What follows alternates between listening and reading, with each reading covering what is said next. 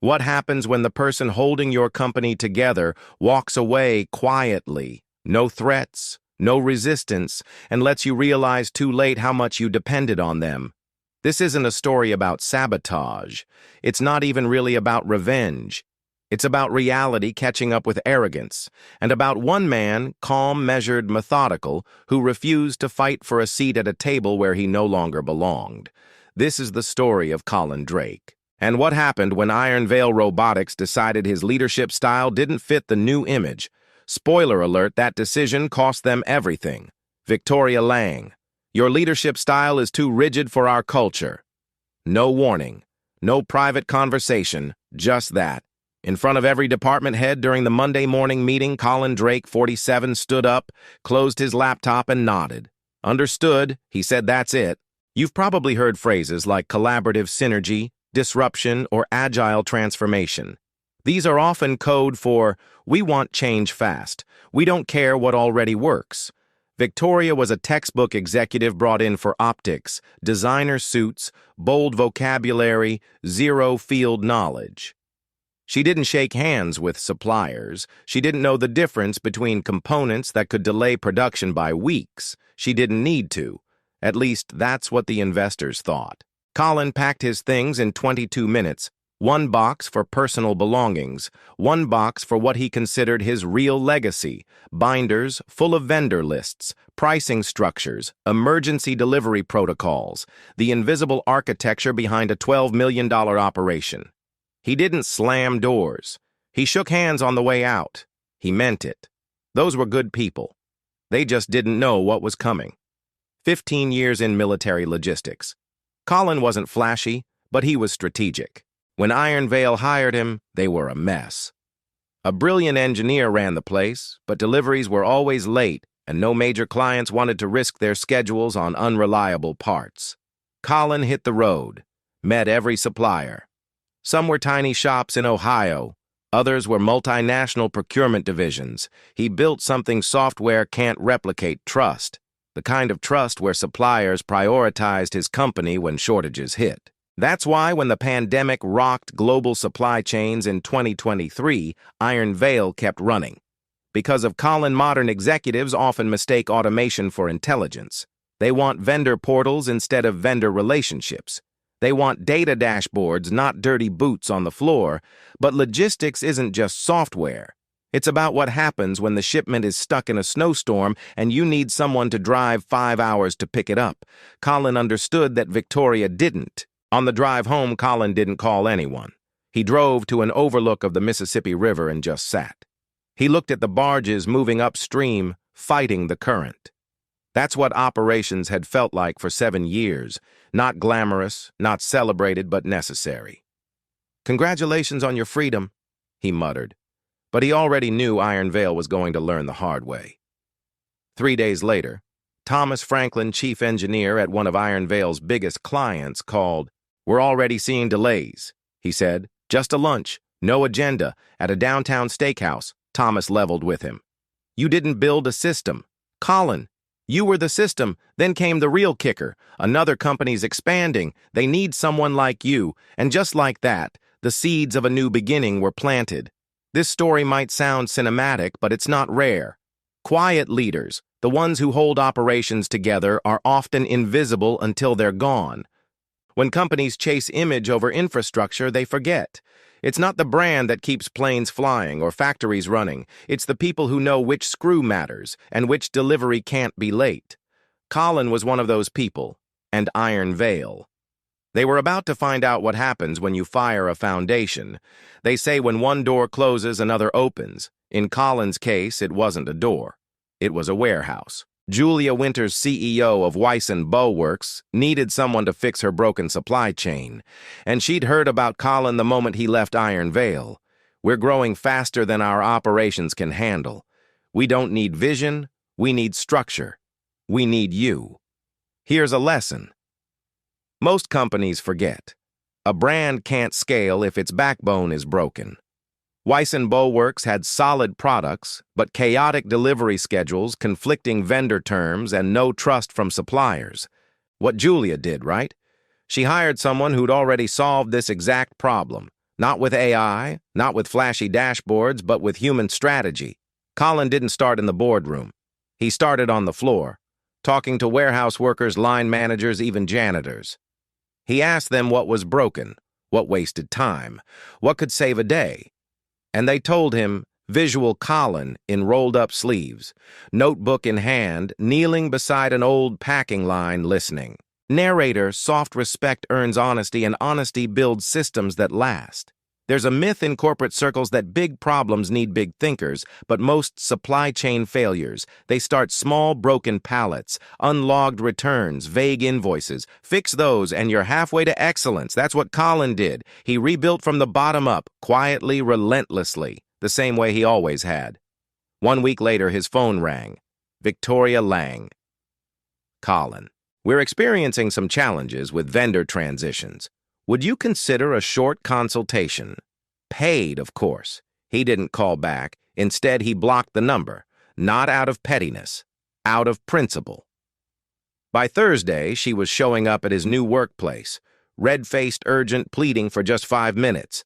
But Colin had left strict instructions, no meetings with Iron Veil staff, not even her.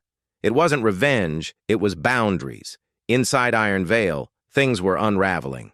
Vendor delays, broken promises, price hikes, and nobody knew who to call anymore. Colin hadn't sabotaged a thing, but he had structured every deal to require a real relationship, and Victoria had none. Here's the part execs often miss. You don't install loyalty, you earn it. And when that loyalty walks out with a cardboard box, you can't replace it with software or strategy decks. It's like pulling bricks from the foundation and wondering why the walls shake. Thomas Franklin called. Again. Fell when security was out. They couldn't trust Iron Veil anymore. But they could trust Colin. Thomas reconstructed. We need those components. If Wysan can make them, we're in. And with that, Colin had something. Iron Veil didn't. A guaranteed buyer and leverage Colin brought the deal to Julia. If Wysan could pick up Iron Veil's assets and workforce, they'd solve multiple problems at once. And Julia, she was ready. Make the call, but go through Harold first. Let's see how desperate they really are. Spoiler. They were desperate. Iron Veil wasn't just struggling, it was hemorrhaging. Midwest Precision raised prices. Valeri Components pushed delivery by 6 weeks. 3 vendors paused shipments, citing leadership instability. Colin hadn't made a single phone call, but the message was clear. Vendors weren't punishing Iron Veil, they were simply choosing not to help. Because no one had earned that help anymore. In business school, they teach supply chains like math. Find a cheaper source, plug it in, move on. But real supply chains are more like marriages. They run on trust, not price. Colin's approach wasn't old-fashioned, it was relational, and once the trust left the room, the terms followed. You don't own loyalty, you borrow it, and only if you keep paying in respect. Brian Cooper. Colin's former assistant stayed behind at Iron Veil. He sent a message that week. Everything's on fire. 3 vendors threatening to walk Victoria's having daily meltdown meetings. No plan, no control. Colin read it in silence, then closed his laptop. There was nothing to celebrate, just a lesson in progress. Here's a truth most forget. You don't need to strike back when someone destroys their own foundation. You just have to get out of the way. Colin didn't sabotage Iron Veil. Victoria's arrogance did. His absence simply made the cracks visible. That night, Colin's phone rang. Harold Blackwell, the company's original founder and 15% stakeholder. Victoria says you poisoned the vendor pool. She's panicking boards asking questions. They lost Braxton, a client Colin had cultivated for 3 years. Gone. Harold wasn't angry. He was amused. But beneath it was something else. Concern. Harold still cared. He wasn't just holding equity. He was holding legacy. But Victoria's team was squeezing him, trying to buy him out below value. Colin, what if we didn't let them gut it? Harold, you've got an idea, don't you? Colin, not sabotage, strategy. What makes this story different? Colin didn't want revenge. He wanted restoration. He didn't destroy Iron Veil. He protected the good parts from going down with the bad.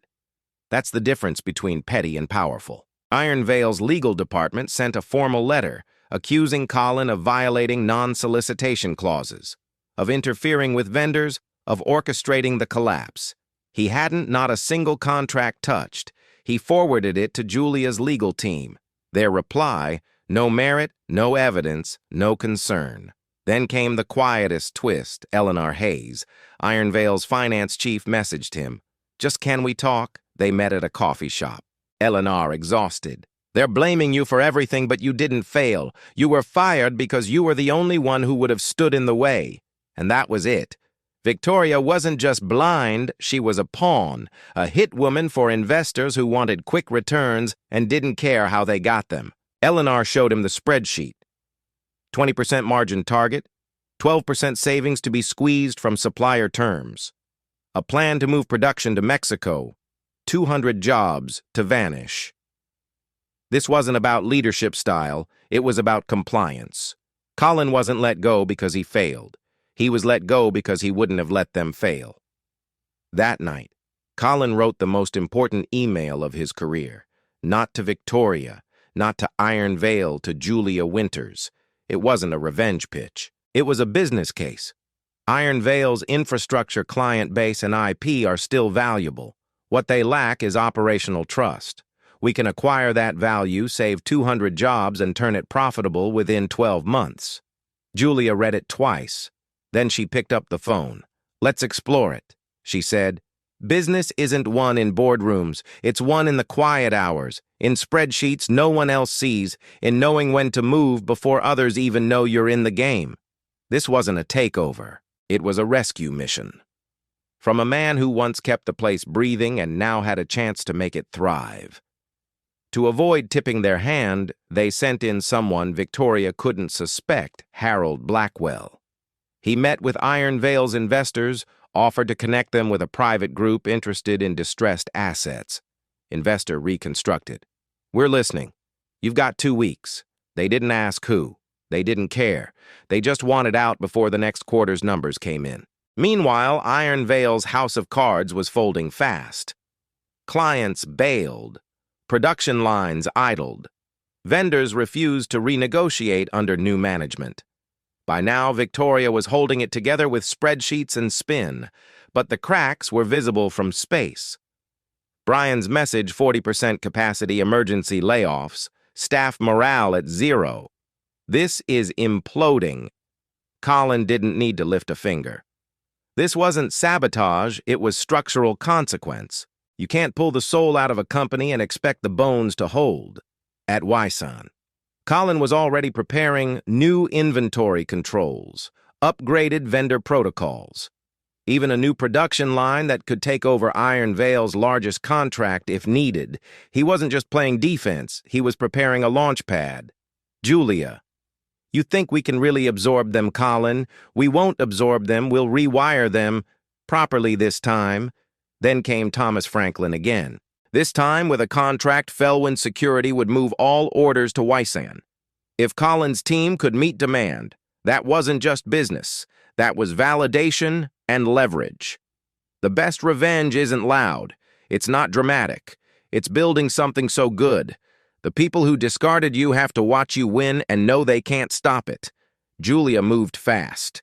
The offer went out quietly, legally, formally. Terms structured to retain as many workers as possible. Equity for Harold. Full integration with Wyson operations. The board at Iron Veil blinked, then signed 3 months to the day after his firing. Colin walked back into Iron Veil's headquarters, not as an employee, as its new owner, Victoria Furious. This is a setup, investor. The deal's closed, Victoria. You planned this, Colin calm. No. You planned your own failure, I just gave it a landing place. And that was that. The headlines called it a strategic acquisition. Insiders knew better. It was a rescue mission. Iron Veil became a division of Wyson Bowworks, same products, same workers, but under leadership that listened, Colin didn't just rebuild it, he improved it. 185 of 200 jobs saved, 2 production lines consolidated, vendor relationships restored personally. Great leaders don't just command, they listen, adjust, and protect what works. Colin walked the floor daily, not to check boxes, to talk, to hear, to lead where leadership was needed. His rule was simple. If you want to know what's broken, ask the people who touch it every day. Midwest Precision confirmed the new schedule. Valerie Components committed to an improvement plan. They didn't just come back. They thanked him for returning to the old way of doing business. Visual Colin and Brian reviewing a tablet. Workers in background nodding as components roll in on time. Each vendor was visited in person. Colin didn't delegate the apology, he made it himself. We lost our way. You were never just numbers on a dashboard. The result, faster shipments, lower costs, long-term contracts, and a reputation reborn. Every company has KPIs, but what about ROH, return on humanity? Colin proved that trust is measurable. In retention, in margins, in stability. The digital age isn't about replacing people, it's about enabling them. As for Victoria, she landed at a private equity firm in Chicago consulting now. Her investors dumped their Iron Veil shares for pennies. Brian to Colin. Think she learned anything? Colin quietly, probably not the right lesson. 6 months later, Colin walked through the facility he once left with a box. Now every piece of it, every contract, every team was better than before. Harold stopped by on his way to a fishing trip. Harold, you did it. You built it better. Colin wasn't about proving a point. Harold grinning, sure, Colin, whatever helps you sleep at night. There's a quiet kind of power that doesn't need to yell. It doesn't scream for revenge. It simply outperforms, outlasts, and outsmarts. Colin never fought Victoria. He let reality do that for him, and when the dust settled, he didn't just reclaim what was lost, he upgraded it. One evening, Colin returned to the Mississippi overlook. Same view, same barges, but a different man. Sometimes pushing against the current isn't wrong. It's the only thing that moves the boat forward. What's the lesson here? If you're undervalued, don't waste energy proving yourself to the wrong audience. Build something better. Let your results speak louder than their assumptions. Because the best form of revenge is restoration done quietly, on your own terms. 6 months into his new role, Colin started doing something unexpected. He began mentoring the next generation. He didn't start a podcast, didn't write a memoir, just made himself available. He met with junior managers, walked vendors through contracts, helped floor supervisors learn negotiation, not to create clones, but to teach what too many execs forget. Respect is scalable, and trust is transferable, but only if taught. There's a myth in business that legacy is about buildings or brands. It's not. It's about how people lead when no one's watching. Colin left behind a system, yes, but more importantly, he left behind standards, and those are harder to undo.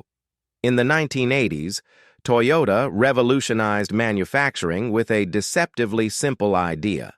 Anyone on the line could stop production if they spotted a defect.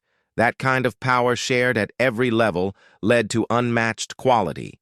Colin used the same model: floor-level authority, transparency, permission to speak.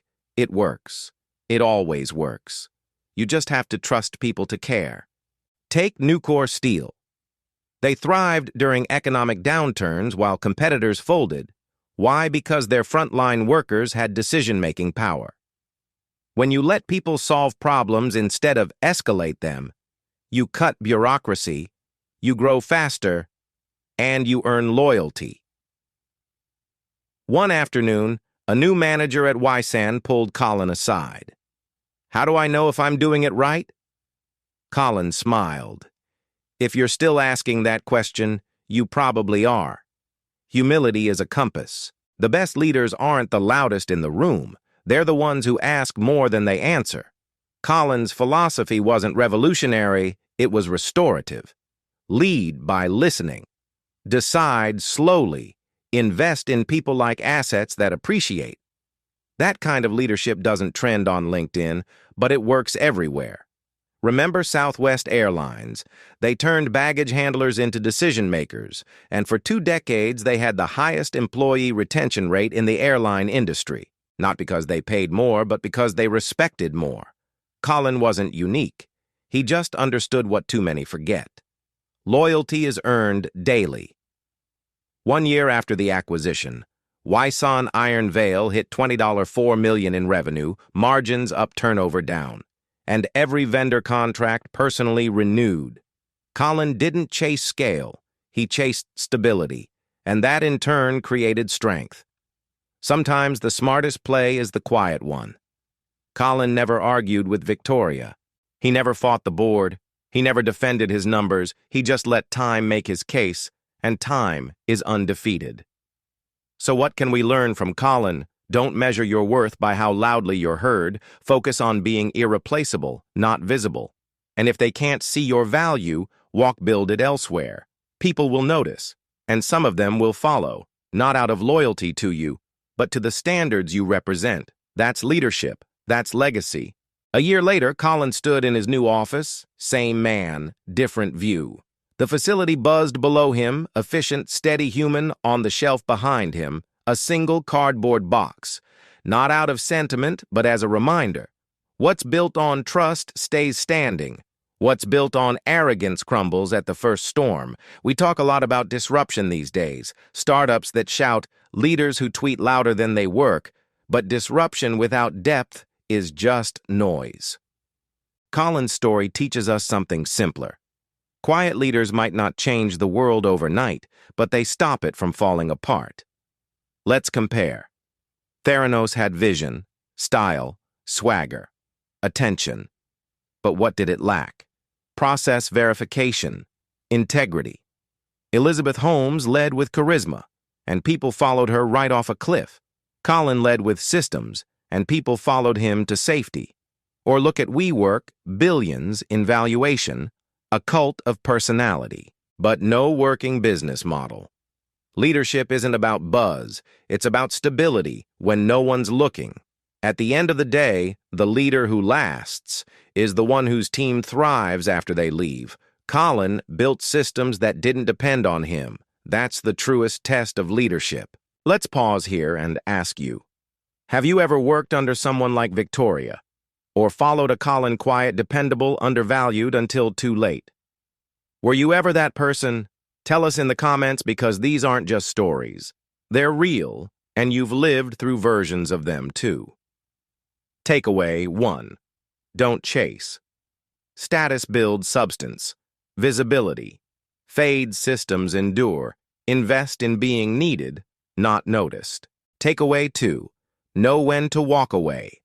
Fighting for a seat at the wrong table wastes the energy you need to build your own takeaway. 3. Let results speak. Revenge isn't loud. It's being excellent when they thought you couldn't be.